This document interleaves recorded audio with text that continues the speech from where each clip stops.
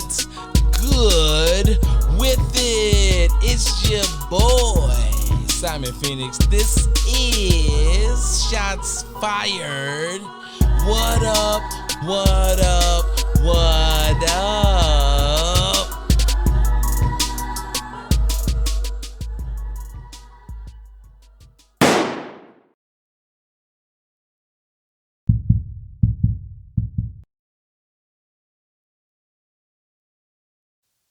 It's the Sunday Night Rant. It's your boy, Simon Phoenix. If you're new to the show, then this show is all about topics and you send them to us here at shotsfiredpodsimon@gmail.com. That again is shotsfiredpodsimon@gmail.com. Let's get into it. So I got two different versions of me chopping it up. I'm doing some Derek Jackson shit on one. Let me know if you like the Derek Jackson shit, right? So let's get into this fast, not slow. So many emails about Andrew Tate. I mean, it was ridiculous of how many of y'all wanted to chop it up about Andrew Tate. If you don't know, Andrew Tate is a UFC guy, mixed martial artist. Basically, he put his hands on people for a living. And he really got a lot of notoriety based on his views of relationships and his advice directly to men. What was that advice to men? Well, his advice to men was that you are the prize, grind hard, put hard work in, and fight for what you want. Never give up, and don't take any of this fairy tale crap the world is now giving out. Do I think he's right? Yes and no. I mean, like anyone else, I think everyone has their points they're correct on and points they're wrong on. But I think for the most part, Andrew Tate be on point. Now, the bigger question for most of you is, why did Andrew get put off social media? Well, that is probably the best part. And the most interesting part, I would say, Andrew Tate got put off of social media because Andrew Tate was giving what a lot of you would consider red pill game to young men, specifically young white men. A lot of people didn't know that demographic was going to pay attention. See, the red pill in the manosphere, talking to black males, has been around for a while. Kevin Samuels blew up. Social media wasn't going to put him off because in reality, he was talking to 14% of the population about a 1% conversation. It wasn't affecting young white males. They weren't tuning in to Kevin Samuels. Dudes my age was, and black women was, of course, trying to find out how to acquire high-value men. But there's other guys in the black space, right? O'Shea Duke Jackson. So you have him. You have Fresh and Fit.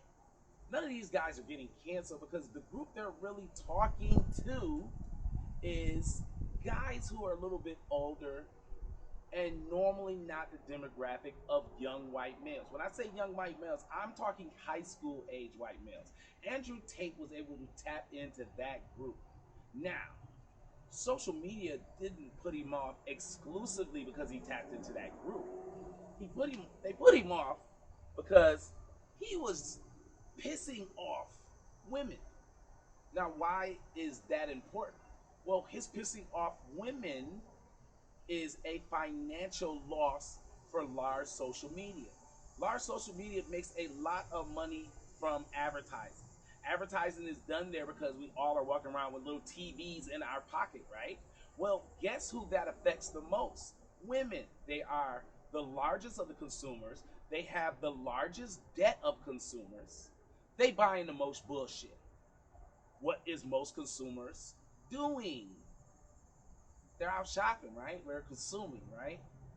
Well, this group of consumers, being ladies, are the ones who are buying the most bullshit. And if they say they're going to leave social media, then guess what? Them leaving social media is fucking with the bag. It is messing with the money. And I'm a huge believer in follow the money. You want to know why anything has ever happened? Follow the money. And the money is going directly to the point of it's not really the message, it's not his delivery. It is the fact that women said they were getting off, and women were appalled that young men were the ones that were quoting Andrew Tate to them. Junior high students, high school students in rural America was repeating Andrew Tate gangster shit.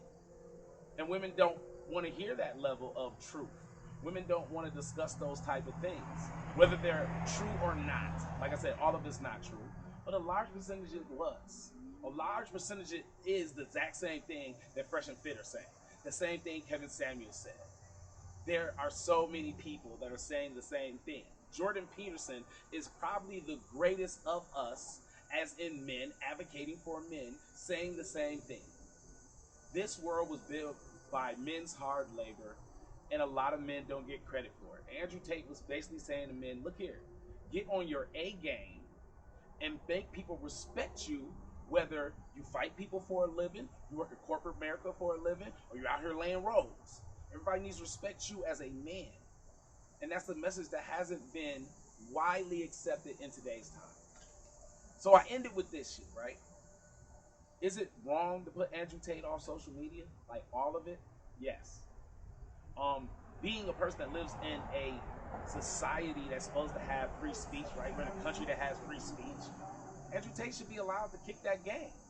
Y'all don't like it? Don't watch. Very simple. But I find it funny that when someone who was a licensed therapist, that was a woman, got out here and got the same crazy shit, and then she got fired. She tried to blame men, even though men didn't get her fired. Women got her fired. Technically, professional women got her fired. You want more on that story, I tell you all the time. Go check out Pink Book Lessons. She always got some of the best game in these streets and some of the best stories to show y'all how crazy people is, especially a lot of these modern women. So, I say that to say, like, this woman was doing the craziest thing. They put her off of social media. She didn't get banned from all social media. She'd have been fired by her job. She's a real therapist. She out here talking crazy to us, but social media didn't put her off. But you put Andrew Tate off. He don't got a degree in this. He's just giving his opinion. It's okay for her to give her opinion. She got a degree and a board of people to monitor her behavior, which is why she got fired. But Andrew Tate, being a UFC fighter, got put off all of social media. As my man Arsenio Hall once said, things that make you go, I don't know. Anyway, I've been your boy, Simon Phoenix. Tell me what you think of the next clip you're going to see, if that's fire or not. Like, do you like the car shit, or do you like sitting on the porch chopping it up? Let me know. If you like this, we'll probably do this until snowfall. All right? All right.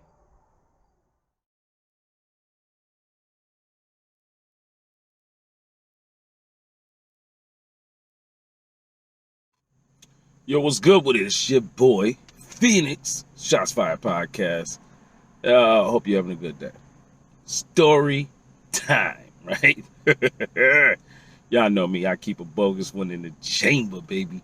So let me just say this, right? I don't fuck your feelings. I'm going to tell you now, if you into your feelings, you think I'm bashing, because it's going to be some bashing shit today. Fuck your feelings, shoot out. Don't even listen to this one. Just keep it moving. I ain't gonna be mad at you. You know what I'm saying? This just some get some shit off my chest moment, right? So I have frequent, deep-rooted conversations with a lot of women. Black, white, Puerto Rican, Haitian, whatever. Talk to everybody. And once I see that woman is not trapped in the girl matrix, then I have girl conversations with her. Unless she's young. So I'll be secretly trying to red pill every fucking woman I meet. And I've been doing that shit since I was like 15, right? Like, I'm always an advocate for ladies, don't run around being overly masculine. Ladies, don't think that because you get money, that means you're going to get a great nigga. The shit don't equate like that for y'all. Ladies, the work is really in your attitude and what you can do to assist a man in his greatest purpose. I've always thought that. Like, and I think that women who understand this make great men. and they be so great women that you can't deny them their greatness. You know, you could name millions of these women that have lived amongst time who stood behind men and pushed them to their greatness. So I'm an advocate for that type of shit. And it leaks out sometimes in my conversations on this show. I try really hard to pull back because that's not what this show is about. And I don't want to be doing that shit. Like, I don't want to Kevin Samuels it. I don't want to O'Shea Duke Jackson it. I don't want to Pink Book Lessons it. Like, I've been said y'all was clowns. And all these people are verifying it. You know what I'm saying? That it's a lot of clowns with girls. And it's really because they're caught in the Matrix. I get it. But I seen the crazy hyena shit firsthand. And I dealt with it with family. Now, let me tell y'all something. When you're a black man and you deal with the women in your family, you give them way more leeway than you would the average individual on the street. Cool. But when it comes to fucking with your bag, your money, that cabbage, that guap, that cheddar, you be having a problem with it, right? This is where they say money and family don't mix, because if you love your family and you lend them money, a lot of family want to take advantage of that shit. They act like clowns. That's why they tell you this shit. So I have understood that my whole life, and I've never mixed family, money, none of that, right? But there are places where your family can still interfere with your money, being your job, your place of employment. So I've said several times, I am a dude who works in security. I'm in places where, you know, and these might tell y'all quit, stop, don't. I ain't tough. I ain't hard, none of that. But I'm funny and I'm cool, so people pay attention and I can talk my way into getting them to behave most of the time. Keywords in this sentence is most of the time. Now, all the times it has ever been really difficult, for the most part, has been dealing with women, specifically sisters, black ladies. Now, I get the sweetest black ladies. Like, I have so much love for black ladies, especially old black ladies. Like senior citizen black ladies is probably my favorite demographic of human beings on earth. I just love them. When they make it to that stage in life, most of those ladies, they were great ladies. Like, I just honestly feel like you don't get to live long most of the time if you ain't shit. I digress. But most of the time, I have great interactions with black ladies. Like, I'm just naturally chill, so I try to be chill. But, like I said, you know, family money don't mix. And what I have happen is family member coming to an establishment that I'm working in. Now, I don't happen to be in the room they're in when their fake altercation starts. Now, why would I call this an altercation? Because this is what the story really entails. Man is sitting down waiting in line to be served. Place that I work out, we got that shit, right? She sees this individual, he has his work uniform on. This is not irregular. There's several people in their work outfits, construction guys, you name it, whatever walk of life, they're in here. Whatever age group, they're in here trying to get it, right? She decides to talk shit to him. What you doing in here? Why you in here? You should be at work. Dude ignores her. What you doing in here? What you doing in here? Why you here? Why you ain't? You should be doing your job. I'm telling. Dude ignores her. I'm gonna get my phone out and I'm gonna take a picture. Receptionist then intervenes. Receptionist says, hey, they all here to try to get what they need. They go about their business. Family member turns and says, I ain't talking to you, you mind your business. Wait, this is her job. You are her business in her place of employment.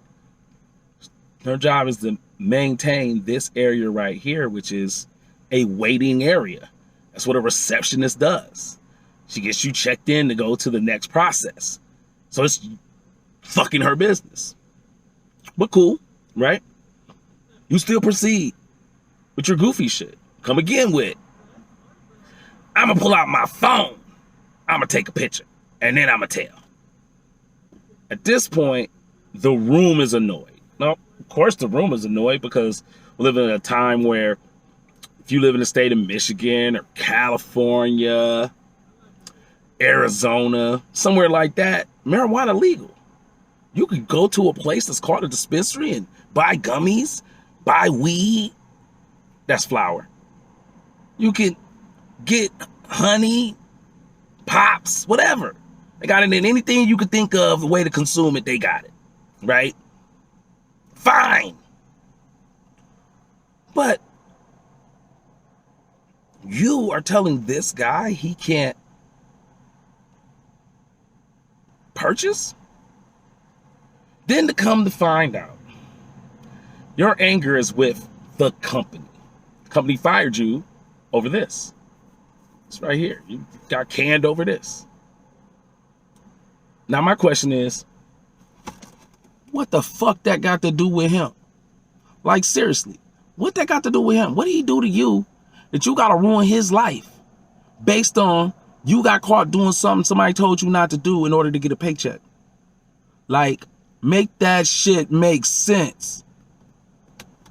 But again, I digress. By the time I get the information that this goofy shit is going down, because I'm in the next room watching some shit be delivered, I pulled him outside. I don't do this because I'm trying to, or should I say I did this because I'm not trying to front anybody out, right? I'm not trying to run up on nobody and get my tough guy, y'all. Hey, move. You gotta do. I'm do my job like that. I'll never move like that. Even in street situations, I don't move like that. I'm always calm with it because I know one bad decision in one of the moments, everything fucked up. So you might as well just be chill and ride it slowly until you're forced to make the actions that you feel like are necessary. I pull him outside because I ain't a fronter. So I get her outside and I'm like, yo, what's up? What's going on? I'm allowed to say what I want because it's free country. Okay, it's a free country, but you're not allowed to go into a building and scream fire. So I'm asking again, what's up? You know what we do here? You know what this is? Why you messing with him? Cuz I got fired when I worked there over. What that got to do with him? You're not answering my questions. You're not doing nothing but giving me your feelings.